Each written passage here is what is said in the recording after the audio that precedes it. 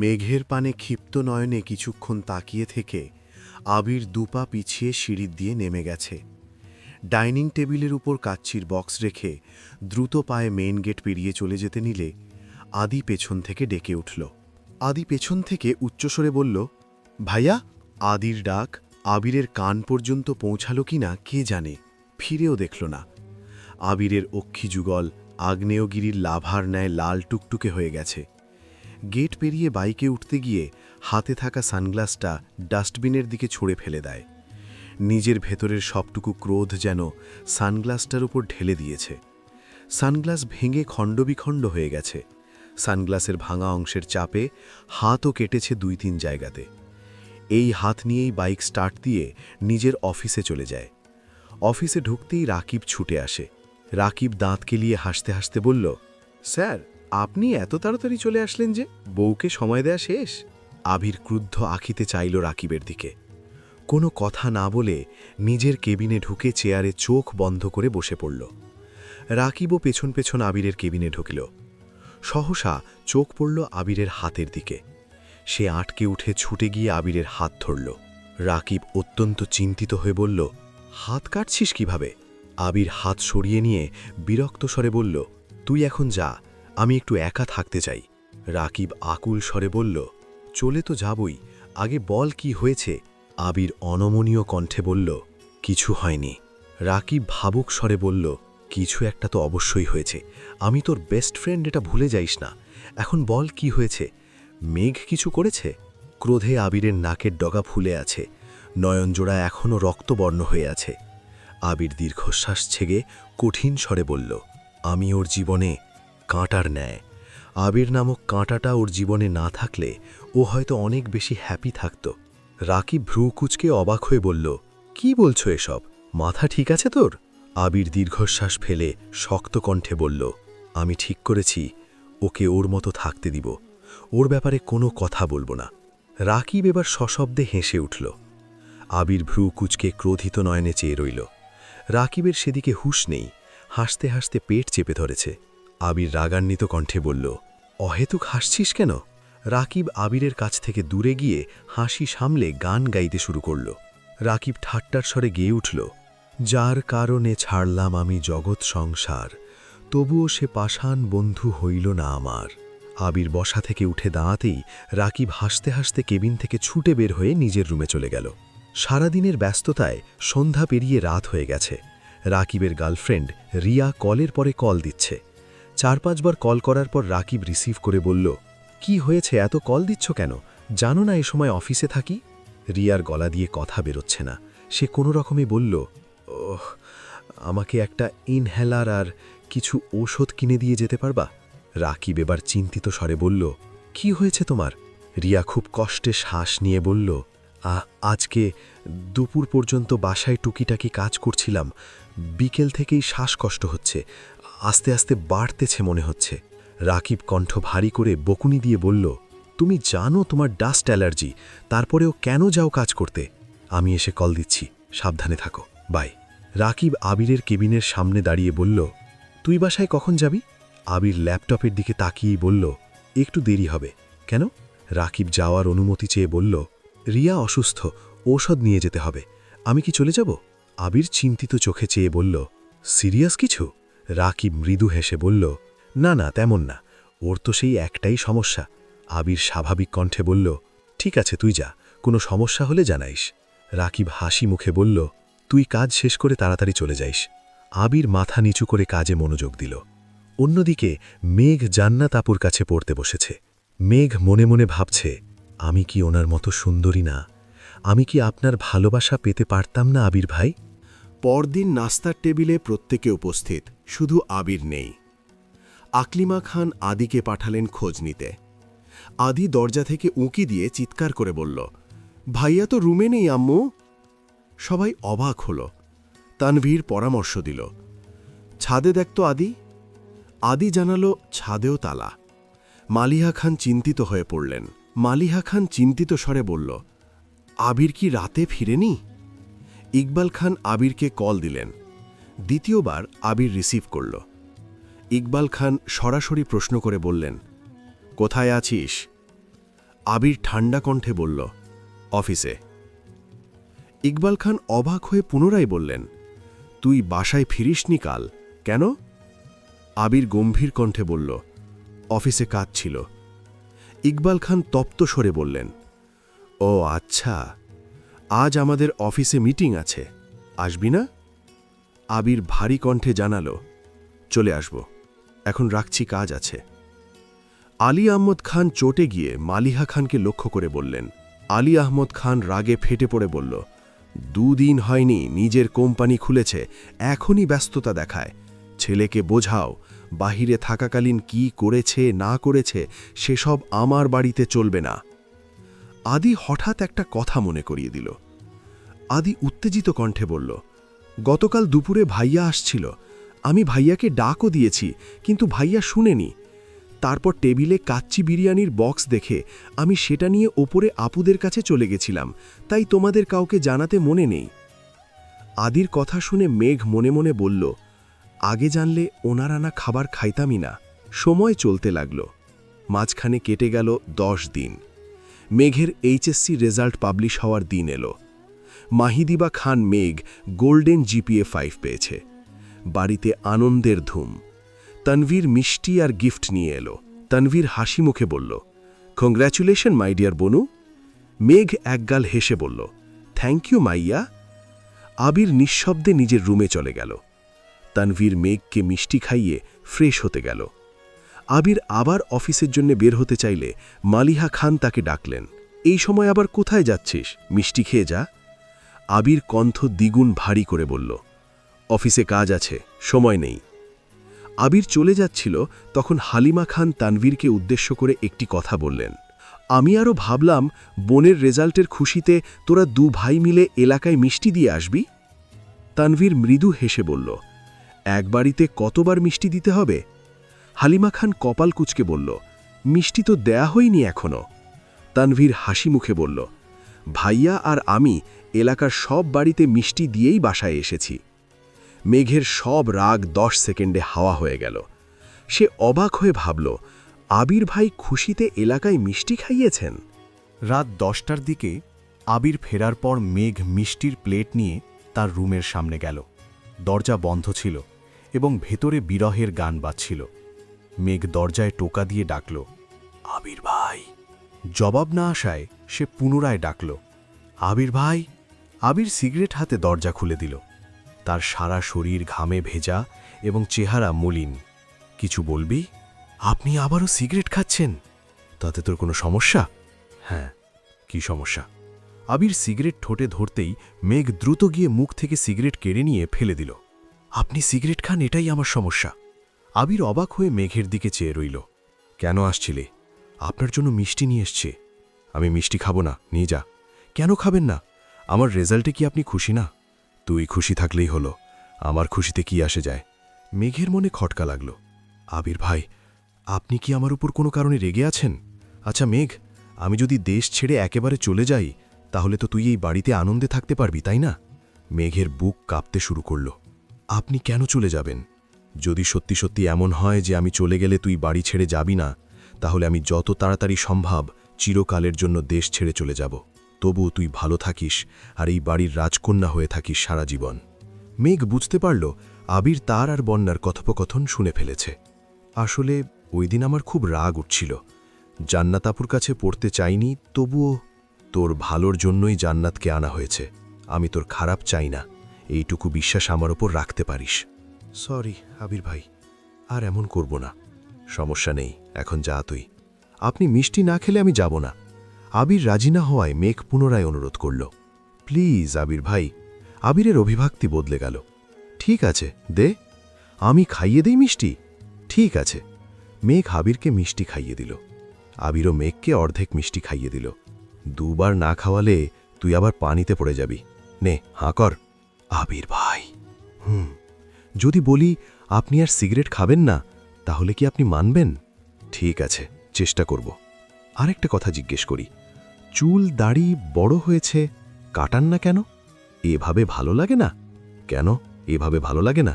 মেঘ প্লেট হাতে দরজার কাছে গিয়ে পেছনে ফিরে তাকালো। আপনাকে সবভাবেই ভালো লাগে, তবে এখন আপনার ড্যাশিং লুকটা মিসিং। কথাটা বলেই মেঘ দৌড়ে পালিয়ে গেল।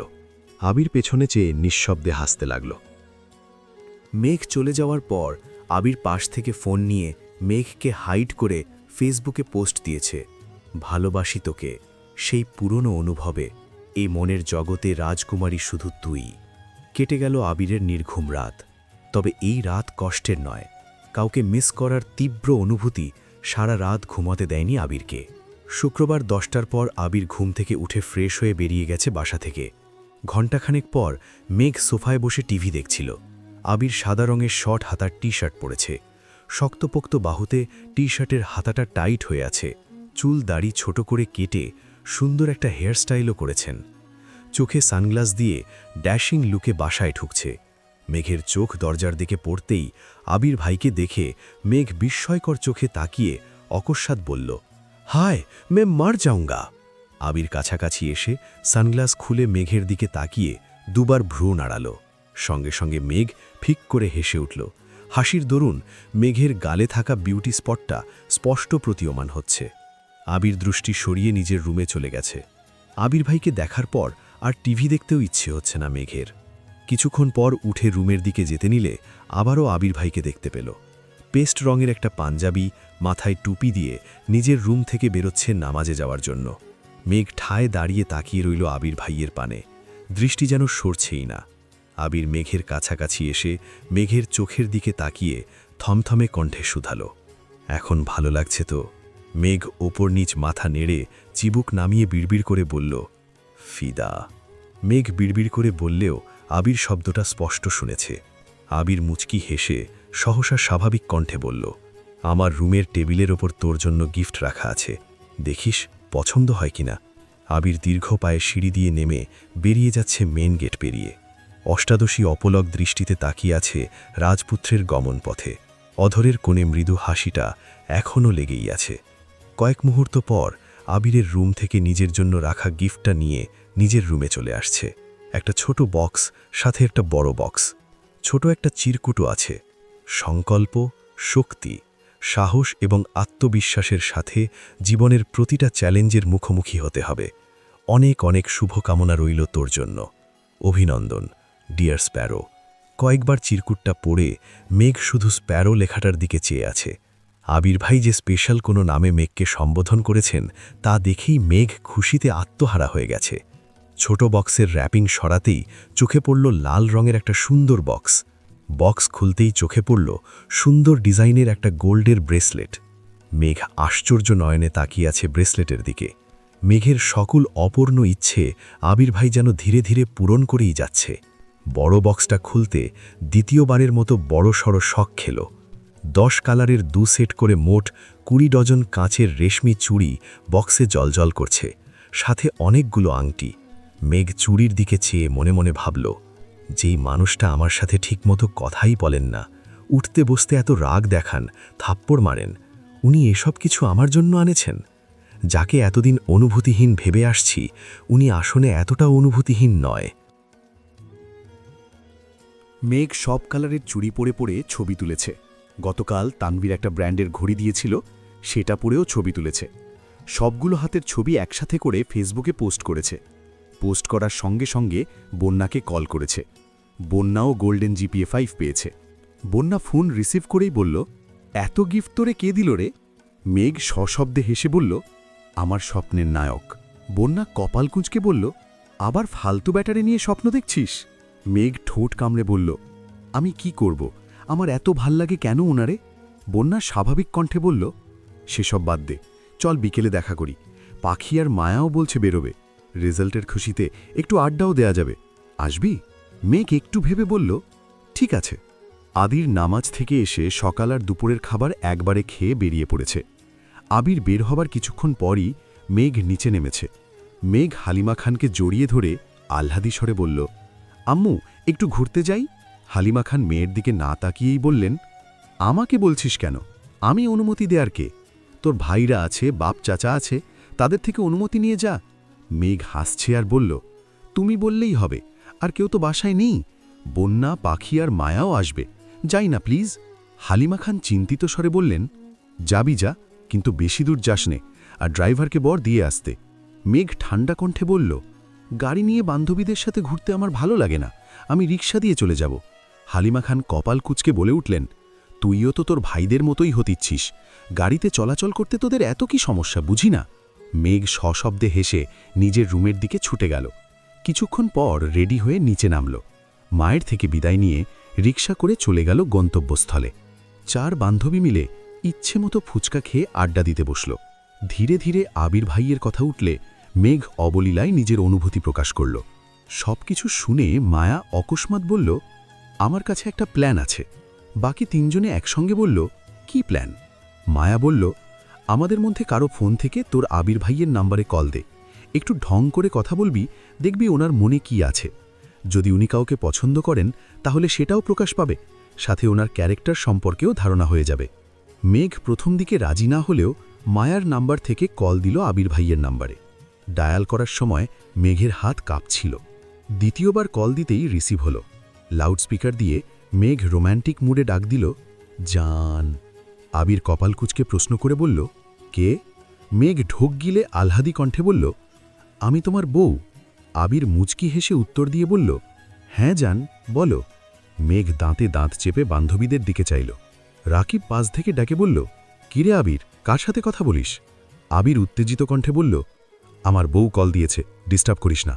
মেঘ কল আনমিউট করে স্বাভাবিক কণ্ঠে বলল, আই মিস ইউ জান। আবির নিঃশব্দে হেসে উত্তর দিয়ে বলল, আই মিস ইউ টু জান। কোথায় আছো বলো, আমি এক্ষুনি আসছি। আবিরের মুখে এমন কথা শুনে মেঘ তাজ্জব বনে গেল। আবির পুনরায় প্রশ্ন করে বলল, কি হলো, কথা বের হচ্ছে না গলা দিয়ে? মেঘ ধীর কণ্ঠে শুধু বলল, কিছু না। আবির এবার স্বভাবসুলভ গম্ভীর কণ্ঠে প্রশ্ন করে বলল, কোথায় বসে বাদরামি করা হচ্ছে শুনি? আবিরের প্রশ্নে মেঘ আরও বেশি আশ্চর্যান্বিত হল। মেঘ কয়েক মুহূর্ত নীরব থেকে কাঁপা কাঁপা কণ্ঠে বলল, মানে? আবির কণ্ঠ দ্বিগুণ ভারী করে জবাব দিয়ে বলল, বাসা থেকে একা বের হয়েছিস, একবার জানানোর প্রয়োজন মনে করলি না, এত বড় হয়ে গেছিস? মেঘের চোখ কোটর ছেড় বেরিয়ে আসার অবস্থা হল।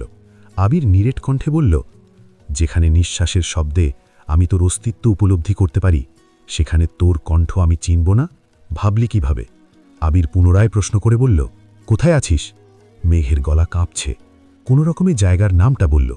আবির স্বাভাবিক কণ্ঠে জানালো, আমি কিছুক্ষণের মধ্যে আসছি, বলেই কলটা কেটে দিল। মেঘ আকাশের পানে চেয়ে দীর্ঘশ্বাস ছেড়ে বলল, আল্লাহ বাঁচাও আমায়, আর জীবনে এমন কাণ্ড করব না, এবারের মতো বাঁচিয়ে নাও। বন্যা চিন্তিত স্বরে শুধালো, কি হয়েছে, বকা দিছে? মেঘ এপাশ ওপাশ মাথা নেড়ে জানালো, কিছুক্ষণের মধ্যে আসবে, দোয়া কর যেতে মাইর না খাই। কিছুক্ষণের মধ্যেই একটা বাইক এসে থামল। আবির বাইক থেকে নেমে হেলমেট খুলছে। মায়া উত্তেজিত কণ্ঠে বলল, উনি কি আবির ভাই? বন্যা জবাব দিল, হ্যাঁ। মায়া পুনরায় বলল, আল্লাহ কি হ্যান্ডসাম, মাশাল্লাহ, এত কিউট জানলে আমিই কথা বলতাম, পটিয়ে আমার করে নিতাম। মেঘ রাগান্বিত স্বরে বলে উঠল, আমার আবির ভাইয়ের দিকে কেউ নজর দেবি না বলে দিলাম। মেঘ রাগে ফুঁসতে ফুঁসতে আবিরের কাছে চলে গেল। আবির ক্রুদ্ধ মুখ দেখে ঠান্ডা কণ্ঠে শুধালো, রাগ উঠছে কেন? আরও আড্ডা দে যা, আমি ওয়েট করছি, সমস্যা নেই। মেঘ রাগে ফুঁসতে ফুঁসতে উত্তর দিল, আড্ডা দেব না, চলে যাব। আবির চিন্তিত স্বরে বলল, কি হয়েছে, কে কি বলছে? আবির নিজের হেলমেটটা মেঘকে নিজের হাতে পরিয়ে দিতে দিতে ঠান্ডা কণ্ঠে শুধালো, চলে যাবি? মেঘ উপর নিচু মাথা নাড়ল। মেঘ আবির ভাইয়ের দিকে চেয়ে প্রশ্ন করল, এটা তো আপনার হেলমেট, আমায় দিচ্ছেন যে? আবির ভারী কণ্ঠে উত্তর দিল, রাকিবের হেলমেট নিয়ে আসছি, আমি ওইটা পরব। আবির মেঘকে একটা হেলমেটের আউটলেটে নিয়ে গেল। মেঘকে লেডিজ হেলমেট পছন্দ করতে বলে আবির সাইডে বসে আছে। মেঘ 3টে হেলমেট নিয়ে এসে ছোট করে প্রশ্ন করল, কোনটা নেব? আবির তৃষার্ত ইঙ্গিতে চেয়ে ভারী কণ্ঠে বলল, আমার জন্য পছন্দ করে নিয়ে আয়। মেঘ জায়গা থেকে নড়ছে না দেখে আবির গম্ভীর কণ্ঠে বলল, কি বললাম আমি? মেঘ আরও 2টো পছন্দ করে নিয়ে আসলে আবির সবগুলোই নিয়ে নিল। মেঘ বিস্ময় চোখে চেয়ে কোমল কণ্ঠে বলল, এত হেলমেট নিয়ে কি করবেন? হেলমেট তো একটা হলেই হয়। আবির চোখ রাঙিয়ে মেঘের দিকে চাইল। আবির ভারী কণ্ঠে শুধালো, কাচ্চি খাবি? মেঘ স্বাভাবিক কণ্ঠে উত্তর দিল, হাবিজাবি অনেক কিছু খেয়েছি, এখন আর কিছু খেতে ইচ্ছে করছে না। আবির মেঘকে বাসার সামনে নামিয়ে দিয়ে চলে গেল। বেশ কিছুদিন চলে গেছে। মেঘের পড়াশোনার চাপ বেড়েছে। একদিন মেঘের কাচ্চি খেতে খুব ইচ্ছে করছে। সে মিমের কাছে গিয়ে বলাতে মিম টেলিফোন থেকে আবিরকে কল দিল।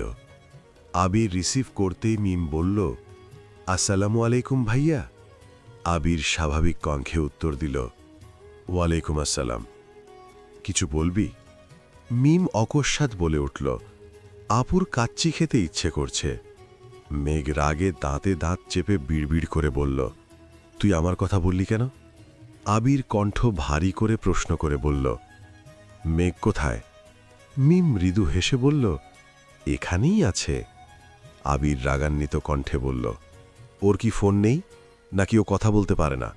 তোকে দিয়ে বলাতে হয় কেন? আবির গম্ভীর কণ্ঠে পুনরায় বলে উঠল, ওর কাছে ফোন দে। মিম আবিরের কথা মতো ফোনটা মেঘের কানে ধরল। মেঘ ভয়ে ভয়ে ফোন কানে নিল। আবির ঠান্ডা কণ্ঠে জিজ্ঞেস করল, কাচ্চি কি এখনই আনতে হবে নাকি ঘণ্টাখানেক পর নিয়ে আসলে হবে? মেঘ স্বাভাবিক কণ্ঠে উত্তর দিল, পরে আনলেও হবে। ঘণ্টা দুয়েক পর মেঘ ইয়ারফোন যে গান শুনছিল। হঠাৎ আবির ভাইকে রুমে ঢুকতে দেখে মেঘ ভূত দেখার মতো চমকে উঠে কান থেকে ইয়ারফোন খুলে ফেলল।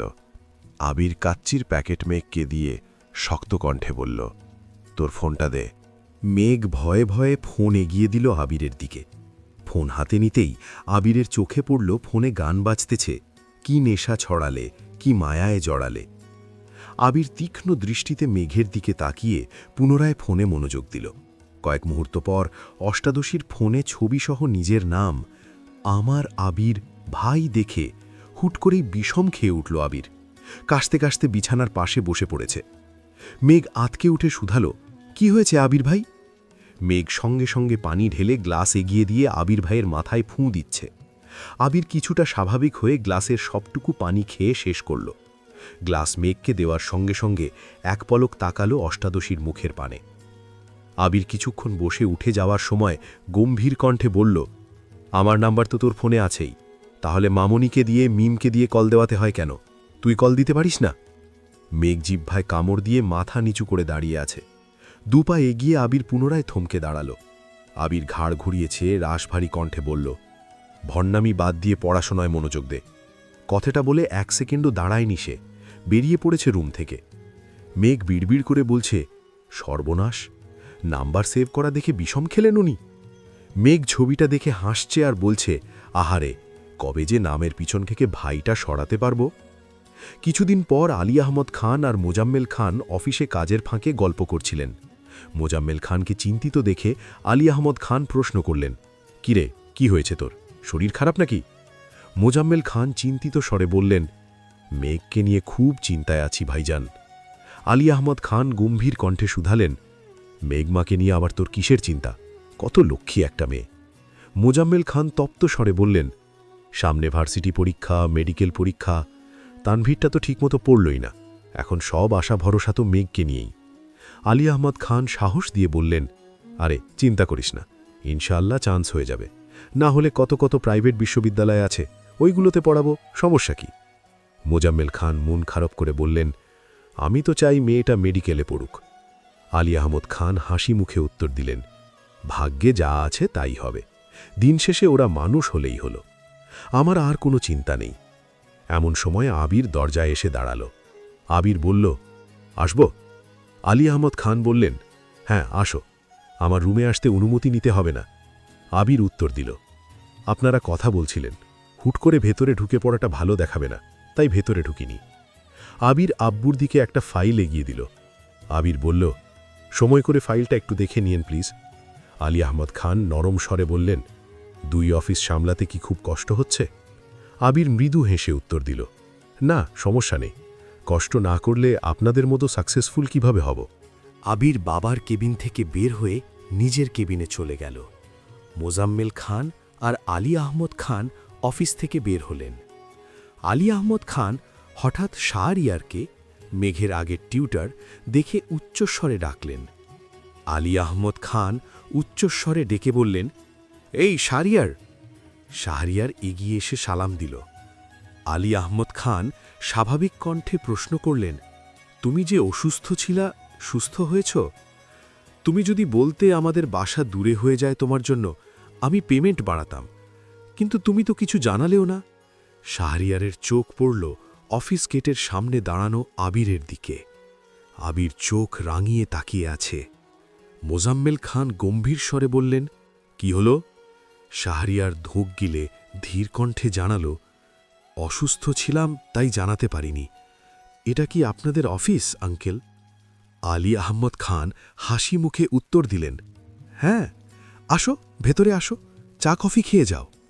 শাহরিয়ার মাথা নেড়ে না করল। শাহরিয়ার চোখ তুলে চাইতেই দ্বিতীয়বার চোখাচোখি হল আবিরের সাথে। আবির রাগে কটমট করছে এবং আঙুল দিয়ে ইশারা করল চলে যেতে। শাহরিয়ার সেহান থেকে কেটে পড়ল। মুজাম্মেল খান আবিরকে দেখে বললেন, ছেলেটাকে মেঘের জন্য টিউটার ঠিক করা হয়েছিল। তুমি আসার পরেই তো পড়াতে গিয়েছিল, চিনতে পারোনি? আবির গম্ভীর কণ্ঠে উত্তর দিল, কি জানি, খেয়াল নেই। আবির কণ্ঠ দ্বিগুণ ভারী করে পুনরায় বলল, ছেলের পড়ানোর ইচ্ছে ছিল না, তাই হয়তো জানায়নি। আপনারা এখন তাকে এত প্রশ্ন করছেন, এতে সে বিরক্তও হতে পারে।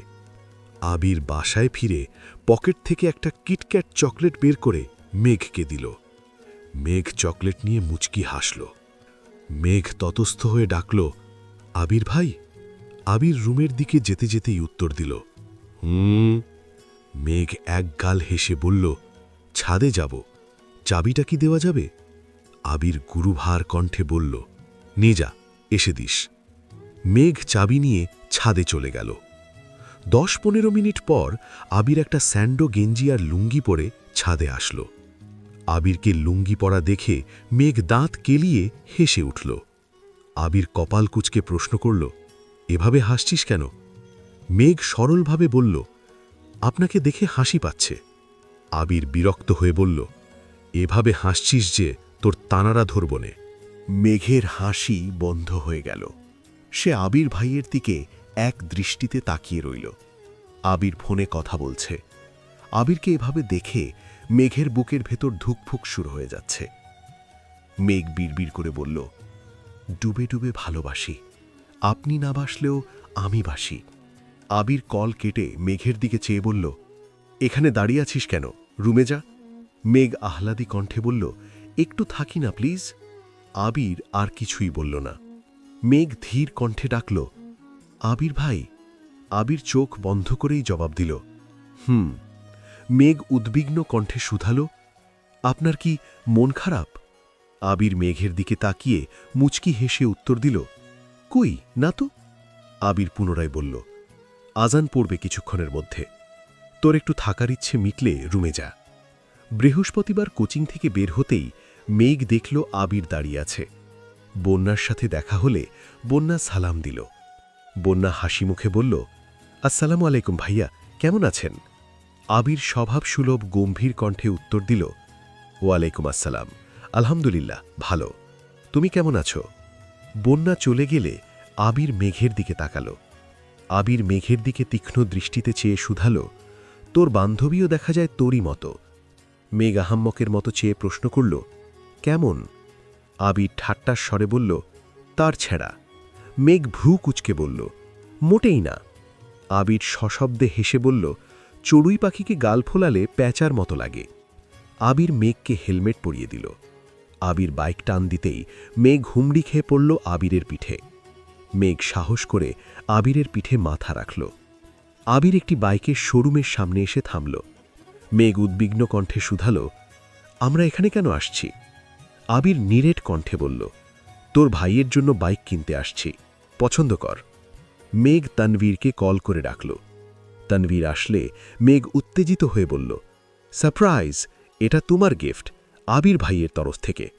তানভীর আবিরকে জড়িয়ে ধরে বলল, থ্যাংক ইউ সো মাচ ভাইয়া। তানভীর আবিরকে সাইডে নিয়ে কানে কানে বলল, ভাইয়া হেল্প করো প্লিজ, তোমার মতো আমিও আমার ওনাকে প্রথমে বাইকে বসাতে চাই। আবির তীক্ষ্ণ দৃষ্টিতে চেয়ে তপ্ত স্বরে শুধালো, আমি কারে প্রথমে বাইকে উঠাইছি? তানভীর ঠাট্টার স্বরে বলল, আমার সামনে ঢং করো না ভাইয়া, বনুরে নিয়ে সর্বপ্রথম বাইকে ঘুরছ, আমারে তোমার বাইকে অনেক পরে উঠতে দিস, আমি সব জানি। আবির নিঃশব্দে হেসে বলল, আস্তে বল, ও শুনে ফেলবে। তানভীর আকুল স্বরে বলল, তাহলে আমার ব্যবস্থা করে দাও প্লিজ। আবির ভ্রু কুচকে তাকিয়ে বিড়বিড় করে বলল, তুইও তো তোর বোনের মতোই হয়েছিস। ঠিক আছে, দেখছি। আবির মেঘের কাছে এসে শান্ত স্বরে বলল, তানভীরের আজকে কাজ আছে। কালকে পরীক্ষা দিয়ে তোর হাড় হাওয়াতে বান্ধবীটাকে নিয়ে রিকশা করে এখানে চলে আসিস। এখন চল। মেঘ জিজ্ঞাসু চোখে চেয়ে শুধালো, কোথাও? আবির তাকাতেই মেঘ মাথা নিচু করে ফেলল। সে বুঝতে পারল কথায় কথায় প্রশ্ন করাতে আবির ভাই রেগে গেছেন। মেঘ লক্ষ্মী মেয়ের মতো বাইকের পেছনে বসে রইল। ঘণ্টাখানেক মেঘকে নিয়ে বাইকে ঘুরেছে আবির। ফুচকা, আইসক্রিম থেকে শুরু করে যে যে স্ট্রিট ফুড পেয়েছে মেঘের পছন্দ মতো সবই কিনে খাইয়েছে। বিকেলের পর থেকে আবহাওয়া খারাপ হতে শুরু করেছিল। আকাশের বুক চিরে মেঘের গর্জন শুরু হয়ে গেছে। তখন মেঘ আচার খেতে ব্যস্ত। আবির মেঘের দিকে চেয়ে উদ্বিগ্ন কণ্ঠে শুধালো, বৃষ্টি শুরু হয়ে যাবে তো? বাসায় যাবি না? মেঘ আচার খেতে খেতে আবির ভাইয়ের অভিমুখে চেয়ে আহ্লাদি কণ্ঠে বলে উঠল, বৃষ্টিতে ভিজতে খুব ইচ্ছে করছে। আবির কপাল কুঁচকে চেয়ে রইল, অপলক সেই দৃষ্টি। মেঘ মনে মনে বলছিল, এই গধূলি আলোতে আপনার হাতে হাত রেখে বৃষ্টিতে ভিজতে চাই। বৃষ্টির প্রতিটা ফোঁটাকে চিৎকার করে বলতে চাই, এই মানুষটাকে আমি বড্ড বেশি ভালোবাসি। আমার কল্পনার জগতে আবির ভাই শুধুই আমার। আবির কপাল কুঁচকে তাকিয়েই শক্ত কণ্ঠে বলল, বৃষ্টিতে ভিজে নিজের কি হাল করছিলি মনে নেই? মেঘ একগাল হেসে উত্তর দিল, এবার আর এমন হবে না, কারণ আপনি। আবির গম্ভীর কণ্ঠে প্রশ্ন করল, আমি কি? মেঘ মাথা নিচু করে মুচকি হেসে বলল, কিছু না। ঝিরিঝিরি বৃষ্টি পড়া শুরু হয়ে গেছে। আবির চারপাশ দেখছিল। মেঘ হাত থেকে ঘড়ি খুলে ব্যাগে রেখে আবির ভাইকে ব্যাগটা দিয়ে বলল, আবির ভাই, ব্যাগটাকে রেনকোট দিয়ে ঢেকে রাখবেন প্লিজ। মেঘের কথায় আবির নির্বোধের ন্যায় মেঘের দিকে চেয়ে ঠোঁটের কোণে হাসি রেখে বলল, রেনকোট পরা দরকার তোর, আর তুই তোর ব্যাগকে রেনকোট পরাতে বলছিস? মেঘ হাসি মুখে বলল, বই খাতা ভিজলে তো পড়তে পারবো না, আমি ভিজলে তো সমস্যা। এতটুকু বলতেই আবিরের চোখে চোখ পড়ল মেঘের। আবির তীক্ষ্ণ দৃষ্টিতে চেয়ে আছে। মেঘ আস্তে করে বলল, নেই। আবির কণ্ঠ দ্বিগুণ ভারী করে জানালো, ভিজদেশিস ভেজ, জ্বর যদি হয় তাহলে তোর খবর আছে বলে দিলাম। সমস্যা আছে কি নেই সেটা তখন বুঝাবো। মেঘ বিড়বিড় করে বলল, আগে আপনার সাথে বৃষ্টি উপভোগ করিনি, তারপর প্রয়োজনে জ্বর সর্দি উপভোগ করে নেব। বৃষ্টি বাড়তে শুরু করেছে। মানুষ ছোটাছুটি করছে। আবির আর মেঘ দাঁড়িয়ে মানুষের সেই ব্যস্ততা দেখছে। একসময় প্রবল বর্ষণ হল। দুজনের সর্বাঙ্গ ভিজে একাকার, কিন্তু কেউ যেন এক চুলও নড়ছে না। মেঘ আকাশের পানে মুখ তুলে চোখ বন্ধ করে বৃষ্টি উপভোগ করছে, আর আবির সেই মায়াবী মুখের দিকে নেশাক্ত চোখে চেয়ে আছে। ঠোঁটের কোণে এক চিলটে হাসির ঝলক। মেঘ আকাশের পানে চেয়ে মনে মনে কত কিছু চেয়ে ফেলেছে তা আবিরের অজানা। মেঘের খুব ইচ্ছে করছে আবির ভাইয়ের হাতে হাত রেখে বৃষ্টিতে হাঁটার, কিন্তু আবির ভাইয়ের হাত ধরার সাহস তো অষ্টাদশীর এখনো হয়নি। সে ভাবল, পাশাপাশি হাঁটলেই মনে শান্তি লাগবে। মেঘ কিছুক্ষণ পর স্বাভাবিক হল। তৎক্ষণাৎ আবির বৃষ্টি সরিয়ে কিছুটা নড়ে চড়ে উঠল।